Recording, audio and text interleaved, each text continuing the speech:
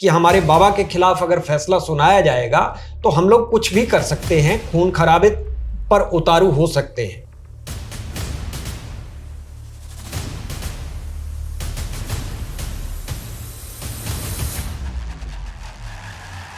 आश्रम के गेट के आगे जाकर के सारी सरकारें खत्म हो जाए। कि किस तरीके से डेरा के अंदर काले कारनामों को अंजाम दिया जा रहा है और डेरा के अंदर रह रही साथियों का जिस्मानी शोषण किया जा रहा है धर्म के नाम। उन्होंने हमारे सामने अपने बयानों में कहा कि गुरमीत राम रहीम जो है वो मेरे ऊपर हमला करवाने का षड्यंत्र करता है। गुरमीत राम रहीम जिसके इशारे पर ये सब किया गया, लेकिन पुलिस उसको शील्ड कर रही। बार बार रणजीत सिंह को संदेशा भेजा गया कि डेरा में आकर के माफ़ी मांगो, लेकिन जब वो नहीं आया तो अल्टीमेटली उसका मर्डर करवा दिया जाता है। कि जब गोली मारी गई थी और जब वो अस्पताल में गए, अचेत अवस्था में ही उन्होंने राम रहीम का नाम भी लिया था अपने हत्यारे के रूप में।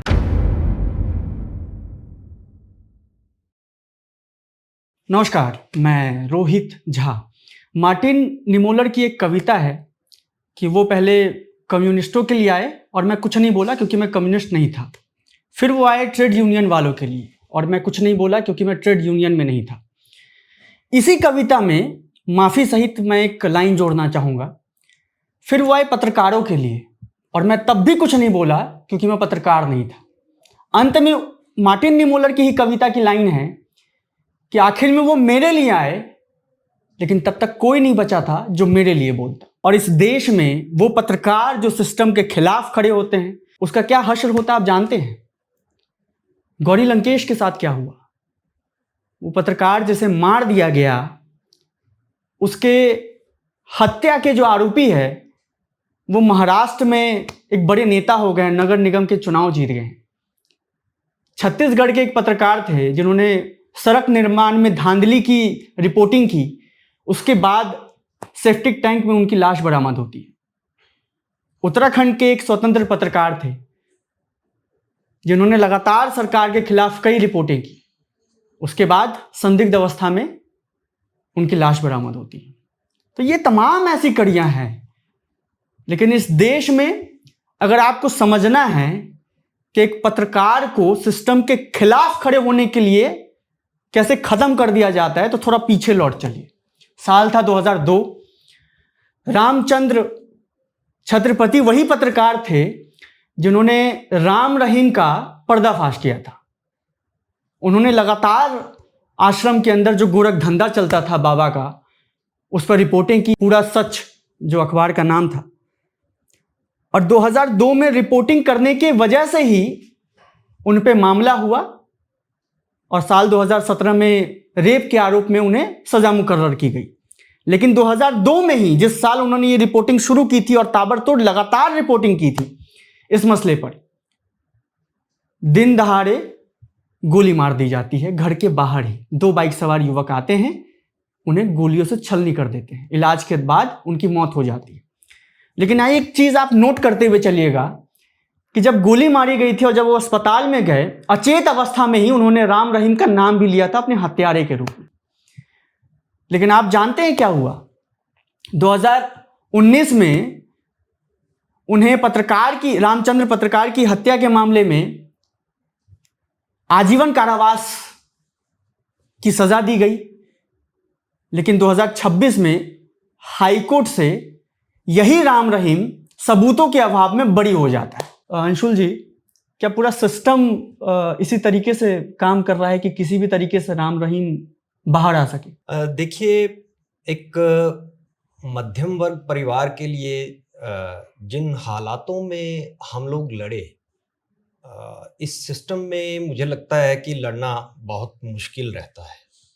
और 2002 में हमारे पिता ने जो घटनाक्रम हुआ, उन घटनाओं को, जो डेरा सच्चा सौदा में जो काले कारनामे किए जा रहे थे, उनको लगातार वो पब्लिश कर रहे थे, एक्सपोज कर रहे थे राम रहीम को, और धमकियां मिलनी शुरू हुई। उसके बाद कुछ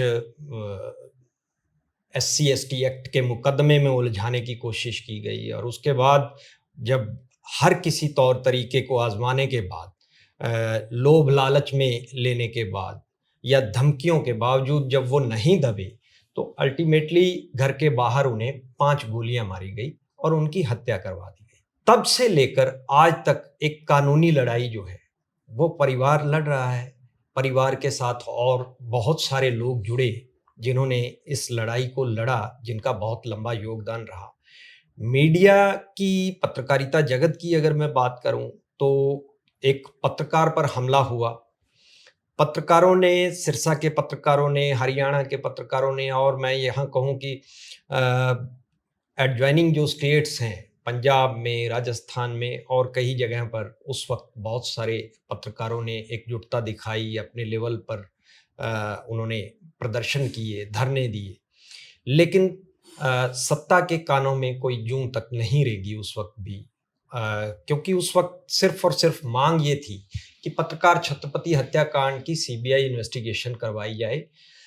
हरियाणा में जो सरकार थी वो लगातार एक वीआईपी आरोपी को प्रोटेक्ट करने में लगी हुई थी, क्योंकि पत्रकार छत्रपति ने जो अपने अखबार में पब्लिश किया वो राम रहीम के काले कारनामों का कच्चा चिट्ठा था।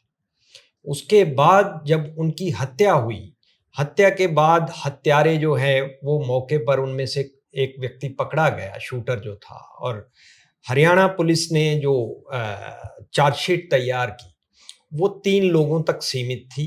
2 जो शूटर मौके पर आए गोली चलाने के लिए, और एक तीसरा व्यक्ति जिसका रिवॉल्वर इस्तेमाल हुआ, लाइसेंसी रिवॉल्वर, जो डेरा का प्रधान था, कृष्ण लाल। 3 लोगों को इस मामले में चार्जशीट करके उसको बंद कर दिया गया हरियाणा पुलिस द्वारा। हमारे फादर ने जब उन पर ये कातिलाना हमला हुआ 24 अक्टूबर 2002 को, और लगभग 28 दिन वो जेरे इलाज रहे। उन 28 दिनों में पहले के 1-1.5 हफ्ता तक वो लगभग बिल्कुल बोलने चालने की स्थिति में थे, बयान देने की स्थिति में थे, लेकिन स्टेट ने या हरियाणा पुलिस ने उनके मजिस्ट्रेट के सामने बयान जो है वो दर्ज नहीं करवाए। हरियाणा पुलिस का एक ऑफिसर जो है वो 26 अक्टूबर 2002 को पीजीआई रोहतक में उनके बयान दर्ज करने के लिए जाता है। उसके सामने हमारे पिता ने जो बयान दिए उसमें उन्होंने गुरमीत राम रहीम को अपने ऊपर हुए हमले का षड्यंत्रकर्ता बताया, जिम्मेवार ठहराया। लेकिन जब 28 दिन बाद उनका निधन हुआ और निधन के बाद चीज़ें उभर करके जो सामने आई कि हरियाणा पुलिस का जो अफसर बयान लेने के लिए गया उसने उन बयानों में गुरमीत राम रहीम का नाम नहीं लिखा। हमने नोटेड ऑडियो होने के बावजूद जो है उसमें एफआईआर में नाम नहीं था। बिल्कुल, जो 161 के स्टेटमेंट जो दर्ज करती है पुलिस, उसमें जो उसने दर्ज किए बयान, उसमें गुरमीत राम रहीम का नाम उसने नहीं लिखा। इस बात पर हमने उस वक्त भी आपत्ति जताई, लेकिन उसने उस चीज को अनसुना कर दिया। उसके बाद हमने हरियाणा के सूबे के सीएम को एक चिट्ठी लिखी, उसमें हमने ये मांग उठाई कि मामले की सीबीआई इन्वेस्टिगेशन करवाई जाए, क्योंकि पुलिस जो है वो फेयर इन्वेस्टिगेशन नहीं कर रही। इस सब के बावजूद जो है वो सीबीआई इन्वेस्टिगेशन नहीं करवाई गई और आनन फानन में 3 व्यक्तियों के खिलाफ चार्जशीट जो है दाखिल करके इसको कोर्ट में ट्रायल शुरू करवा दिया गया, सिरसा कोर्ट। हमने 2003 जनवरी में एक पिटीशन फाइल किया Punjab and Haryana high court में, और इस सारे घटनाक्रम का जिक्र देते हुए कि इस तरीके से हमारे फादर ने ये चिट्ठी का जो मामला गुमनाम चिट्ठी का आया, जिसमें साध्वी ने आरोप लगाए कि डेरा के अंदर किस तरीके से गुरमीत राम रहीम साध्वियों का यौन शोषण कर रहा है, उस चिट्ठी से ये सारा बवाल खड़ा हुआ। मई के अंदर पहली बार मई 2002 में हमारे फादर ने उसको लेकर एक न्यूज़ आइटम पब्लिश किया, और तब से लेकर लगातार वो डेरा के अंदर चल रही घटनाओं को पब्लिश कर रहे थे और इन सब का एक जो फॉलोअप है वो छाप रहे थे। उसी चिट्ठी का सुओ मोटो संज्ञान जो है वो लिया Punjab and Haryana high court, उसी को आधार बनाकर फिर राम रहीम को जो है फिर सजा भी मुकर्रर की गई। मैं आपसे जानना चाहता हूं कि आप जो है 2024 में भी चुनाव के पहले जब पैरोल मिला था राम रहीम को, उसके खिलाफ आप चुनाव आयोग तक भी गए थे। जी। इसका विरोध जताने के लिए कि चुनाव के ठीक पहले, चूंकि एक राजनीतिक प्रभाव रखता है राम रहीम, इसलिए उसको ना छोड़ा जाए और ऐसे मतलब सिर्फ ना बलात्कार के मामले में दोषी है वो, बल्कि पत्रकार की हत्या के मामले में भी एक और मामला, 3 टोटल केस चल रहे थे उस पर। तो 2 मामलों में तो अभी बरी हो गए वो, सिर्फ एक ही मामला जो रेप वाला जो था उसमें 20 साल की है। तो आपको लगता है कि पूरी की पूरी स्टेट मशीनरी जो है सिर्फ इस जुगत में लगा हुआ है कि किसी भी तरीके से उनके राम रहीम के ऊपर मामले कम हो, ताकि उनके बाहर आने का रास्ता, हालांकि वो जेल में तो रहते फिर भी नहीं है, पैरोल पे ही आधे से ज्यादा समय रहते हैं, तो उनके बाहर आने का जो रास्ता वो खुल सके। जहाँ तक स्टेट मशीनरी की आपने बात की, तो ये नई बात नहीं है। ये हम लोग पिछले बीते 3 दशकों से ये चीज़ देख रहे हैं कि जब से गुरमीत राम रहीम ने डेरा सच्चा सौदा की बागडोर संभाली और उसके बाद इस साम्राज्य को उसने इतना विशाल रूप दिया और उसके लिए उसने हर तरह का हथकंडा अपनाया और उसके अंदर जो काली कारगुजारियां की गई, उन सब को छिपाने के लिए गुरमीत राम रहीम ने स्टेट मशीनरी का इस्तेमाल किया। उसमें सत्ता को भी प्रभावित किया गया, सत्ता के अंदर उसने दखलंदाजी बढ़ाई, स्टेट मशीनरी के अंदर दखलंदाजी बढ़ाई और एक बड़े साम्राज्य के नाम पर जिस तरीके से वोट बैंक का लालच दे करके राजनीतिक दलों को प्रभावित किया जाने लगा, ये सारी जो तिकड़मबाजी थी उसी का नतीजा ये रहा कि धीरे धीरे सभी की सभी राजनीतिक पार्टियां जो हैं वो अपनी राजनीतिक रोटियां सेकने तक सीमित हो गई और उसने डेरा सच्चा सौदा के हर एक काले कारनामे को अनदेखा करना शुरू कर दिया और उसी का नतीजा ये रहा कि सत्ता के दबाव में जो जितनी भी स्टेट मशीनरी है वो डेरा के लिए बिल्कुल आंखें मूंद कर बैठ गई, नतमस्तक हो गई, बिल्कुल नतमस्तक हो गई। और एक अपराधी के सामने जब कई सूबों के सीएम आकर के नतमस्तक होने लग जाएं, जब कई सूबों के मंत्री, कैबिनेट मंत्री और मैं ये कहूं कि केंद्र के मंत्री, मुझे लगता है कि मैं नाम गिनाने लगूंगा तो फहरिस्त इतनी लंबी है कि मैं एडिटर से निवेदन करूंगा कि वो लगा दे स्क्रीन पे, वो जिन नेताओं के साथ मिल रहे थे, उठ रहे थे, बैठ रहे थे। बिल्कुल, मुझे लगता है कि वो लिस्ट इतनी लंबी है और कोई भी ऐसी पॉलिटिकल पार्टी शायद ही हो हरियाणा, पंजाब, दिल्ली के अंदर कि वो यहाँ नतमस्तक ना हुई हो। तो इस लंबी फहरिस्त में नाम गिनवाना तो पॉसिबल नहीं है, लेकिन इस हमाम में सभी नंगे हैं। चाहे वो कोई भी पॉलिटिकल पार्टी सत्ता में आई, उसने इसी तरीके से राम रहीम को प्रोटेक्ट किया, उसके काले कारनामों को हरी झंडी दी और इसी सब के बीच जो राम रहीम ने एक जो साम्राज्य था उसको खड़ा किया और उस साम्राज्य की आड़ में जिस तरीके से उसने लॉ का और लॉ एंड ऑर्डर का मजाक बना करके रखा, वो पिछले बीते 2 दशकों से लगातार ये तमाशा चल रहा था। जहां भी जितनी भी घटनाएं घटित हो रही थी उन सबको अनदेखा किया जा रहा था, शरेआम लोगों को मारा जा रहा था, पीटा जा रहा था, गुंडागर्दी फैलाई जा रही थी, कर्फ्यू लगे, सब कुछ हुआ। मैं ये कहूं कि सिरसा के एसपी और डीसी के सामने डेरा के फॉलोअर्स द्वारा गुंडागर्दी की गई, गोलियां चलाई गई, सिरसा एडमिनिस्ट्रेशन द्वारा एफआईआर की गई, कुछ नाम डाले गए उसमें और अनाम लोग हजारों, उस एफआईआर का क्या हुआ आज तक कुछ पता नहीं, वो सब रफा दफा हुए। एक भी मुकदमे में उनके खिलाफ कभी कोई कड़ा एक्शन नहीं लिया गया, जिस वजह से उन्हें बिल्कुल ये खुली छूट मिली धींगा मुश्ती करने की। और उस खुली छूट का नतीजा ये हुआ कि ये जो मुकदमे चल रहे थे डेरा प्रमुख के खिलाफ, जिसमें सबसे पहले 2017 में ये वर्डिक्ट आया, जो गुमनाम चिट्ठी का मामला था, दोषी पाया गया 2 साध्वियों के साथ बलात्कार का जो मामला था, उस मामले में जिस दिन फैसला सुनाया जाना था और इसको इन पर्सन कोर्ट में पेश होने के लिए बुलाया गया, तो किस तरीके से पूरे स्टेट को लकवा मार गया और सारी स्टेट मशीनरी जो है वो बिल्कुल पंगु साबित हो रही थी डेरा के उस भीड़ तंत्र के सामने। ये सभी सारे देश ने देखा और जब उस भीड़ को वो बेकाबू हुई और उसने हमारे न्यायिक सिस्टम को चैलेंज किया कि हमारे बाबा के खिलाफ अगर फैसला सुनाया जाएगा तो हम लोग कुछ भी कर सकते हैं, खून खराबे पर उतारू हो सकते हैं। लेकिन भला हुआ कि उस वक्त हमारी न्यायपालिका ने इसमें इंटरवीन किया, Punjab and Haryana high court ने मिलिट्री डिप्लॉय की गई, फोर्सेस डिप्लॉय की गई और उन्हें खुली छूट दी गई कि भीड़ को काबू करने के लिए भले ही गोली क्यों न चलानी पड़े, गोली चली। 38-40 लोग मारने पड़े पूरी स्टेट में उस पूरे दंगों को कंट्रोल करने के लिए।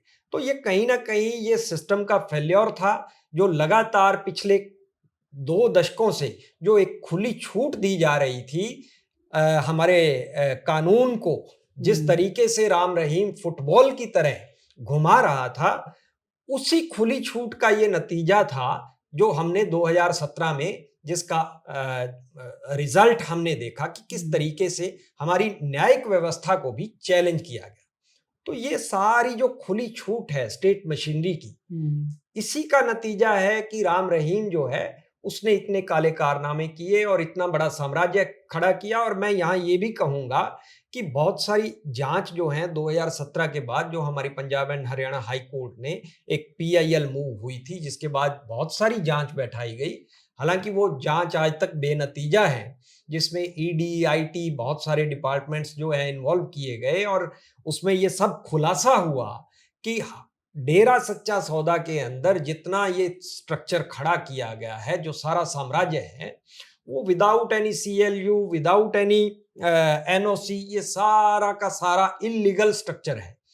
तो कहाँ गए वो बुलडोजर सरकार के, जो बड़ा बड़ा दंभ भरे जाते हैं कि बुलडोजर चला दिया जाएगा, तो वो बुलडोजर कहाँ है? यहाँ आकर के वो बुलडोजर क्यों नहीं चलते जो सारा एक इलीगल स्ट्रक्चर खड़ा किया गया? आश्रम के गेट के आगे जाकर के सारी सरकारें खत्म हो जाती हैं। बिल्कुल अंशुल जी, आपके पिता की जो हत्या है वो सिर्फ एक पत्रकार की हत्या नहीं है, उस हौसले की भी हत्या है जो व्यक्ति पत्रकारिता में सिस्टम के खिलाफ खड़ा होने की हिम्मत करता है। मैं आपसे समझना चाहता हूँ कि जिस वक्त ये सारा मामला आप कितने साल के रहे होंगे 2002 में? मैं 22 साल 22 साल के थे। पिता से क्या बातें हो रही थी और अंतिम वक्त में क्या लगभग क्या बातें हुई, जब गोली मारी गई उस दौरान क्या बातें हुई, थोड़ा कर कुछ बताना चाहिए। पहली बात तो ये कि वो एक निडर इंसान थे और जो ठान लेते थे उससे वो पीछे नहीं हटते थे। और ये मई 2002 में जब पहली बार उन्होंने अखबार के अंदर ये पब्लिश किया डेरा सच्चा सौदा के खिलाफ, तो उससे पहले भी डेरा जो हमारे रीजन में जो चर्चाएं थी, तो एक कुख्यात डेरा के तरह यहाँ लोग इसके बारे में चर्चा किए करते थे कि इसके बारे में, इसके खिलाफ जो भी बोलेगा उसका अंजाम क्या होगा, ये सब लोगों को मालूम था। और जब ये हमारे पिता ने पहली बार इस चीज के बारे में पब्लिश किया, एक गुमनाम पत्र आता है राम रहीम के खिलाफ, जिसमें बहुत सनसनीखेज खुलासे किए गए कि किस तरीके से डेरा के अंदर काले कारनामों को अंजाम दिया जा रहा है और डेरा के अंदर रह रही साध्वियों का जिस्मानी शोषण किया जा रहा है धर्म के नाम पर। हमारे फादर ने पहली बार जो लिखा उसमें बॉक्स बनाया कि धर्म के नाम पर किए जा रहे हैं साध्वियों के जीवन बर्बाद। 30 मई 2002 को जो पहला अंक जो पब्लिश हुआ, पहली बार जो पब्लिश किया गया, उसके बाद से लगातार उनको थ्रेट किया जाने लगा।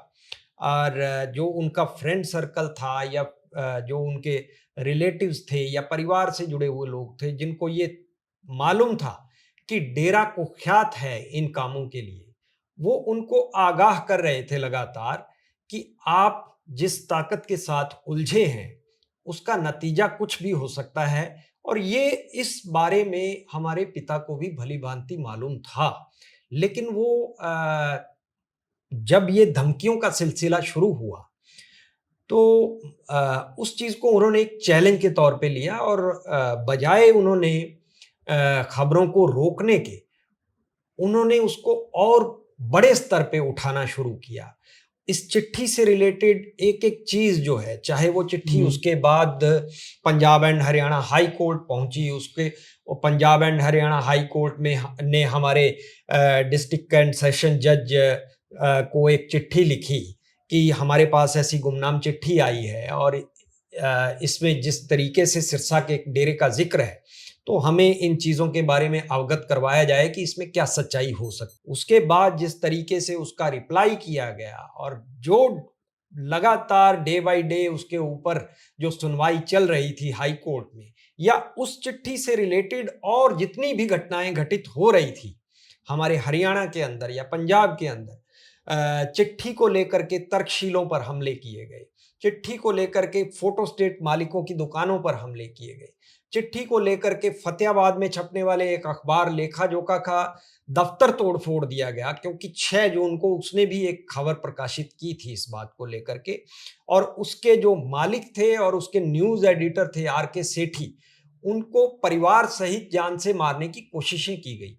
ये सारी घटनाएं जो घटित हो रही थी उसको लगातार हमारे फादर जो हैं वो अपने अखबार में पब्लिश कर रहे थे। तो उन्होंने इसको एक चैलेंज के तौर पे लिया और लगातार इन चीजों को वो प्रकाशित करने लगे, जिससे डेरा सच्चा सौदा में खलबली मची और उन्होंने धमकियों के बाद और कई सारे पैंतरे आजमाए, लोभ लालच की कोशिश की। उसके बाद जैसा कि मैंने आपको जिक्र किया कि डेरा के एक फॉलोअर द्वारा एक झूठा इस्तगासा डलवाया गया SC/ST एक्ट में फंसाने के लिए।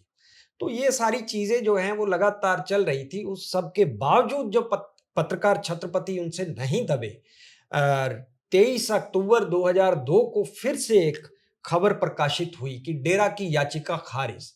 उससे पहले क्योंकि 24 सितंबर को ये Punjab and Haryana high court जो है गुमनाम चिट्ठी पर CBI इन्वेस्टिगेशन का आदेश जारी कर चुका था। उस आदेश के बाद जिस तरीके से डेरा के अंदर एक खलबली थी और डेरा में रह रही साध्वियों के परिजनों से जिस तरीके से एफिडेविट्स लिए जा रहे थे, वो चीज़ें जब बाहर निकल करके आई, हमारे फादर ने उसको लेकर के भी एक स्टोरी पब्लिश की कि पंजाब एंड हरियाणा CBI जांच की छाया देखी गई डेरा सच्चा सौदा में, साध्वियों के अभिभावकों से लिए जा रहे हैं शपथ पत्र। और जब लास्ट स्टोरी जो है 24 अक्टूबर को जिस दिन उनके ऊपर अटैक हुआ, जानलेवा हमला हुआ, उससे एक दिन पहले उन्होंने फिर जो डेरा सच्चा सौदा द्वारा एक याचिका दायर की गई Punjab and Haryana high court में कि इस मामले की कोई CBI इन्वेस्टिगेशन की जरूरत नहीं है, डेरा एक धार्मिक संस्था है, वहां ऐसे कोई काम नहीं होते हैं। बहुत सारे एफिडेविट्स जो हैं उसकी फेवर में वहां फाइल किए गए, लेकिन वो याचिका जो है वो Punjab and Haryana high court ने खारिज की। उसको लेकर के भी 23 अक्टूबर को उन्होंने एक न्यूज आइटम पब्लिश की और अल्टीमेटली 24 अक्टूबर को उनके ऊपर जानलेवा हमला किया गया। तो वो बिल्कुल एक निडर और जज्बे वाले पत्रकार थे और इस बात का लगभग परिवार को भी मालूम था कि पिछले कई महीनों से क्या कुछ चल रहा है, क्या कुछ छप रहा है और उसको लेकर क्या कुछ घटित हो रहा है, किस तरीके से धमकियां आ रही हैं, वो उनके फ्रेंड सर्कल को मालूम था, परिवार को मालूम था। लेकिन जैसा कि मैंने आपको बताया कि वो जो ठान लेते थे वो पीछे नहीं हटते थे उस चीज से। तो परिजनों ने भी कहा था, फ्रेंड सर्कल ने भी कहा था, बहुत सारे लोगों ने कहा था, लेकिन ना वो अपनी बात से पीछे नहीं हटे। उन्होंने लगातार राम रहीम को एक्सपोज करना जारी रखा और अल्टीमेटली उसका नतीजा जो है वो उनको बलिदान दे के चुकाना